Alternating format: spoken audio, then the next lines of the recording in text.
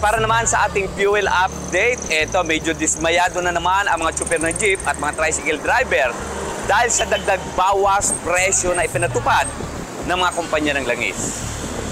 Nakaka-epekto din po yung pagtataas. Kaya lang po, hindi po tumataas yung yung pamasahe.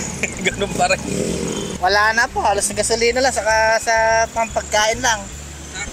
Sakto lang po sa ano namin, pang araw-araw. May dagdag na 10 sentimos sa kada litro ng gasolina at bawas naman din ng 10 sentimos sa bawat litro ng diesel. Wala namang paggalaw sa presyo ng kerosene.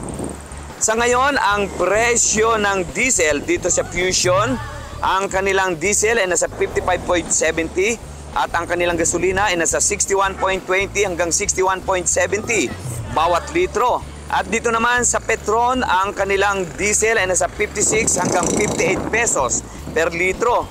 Ang kanila namang gasolina ay nasa 62.10 hanggang 63.10 bawat litro.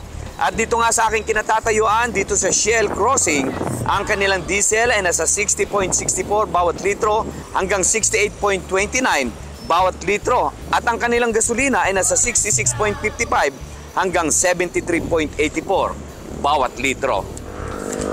Ayon sa Department of Energy, ang dahilan ng kasalukuyang paggalaw sa presyo ng petrolyo sa world market ay bunsod ng kaguluhan pa rin sa gitnang silangan.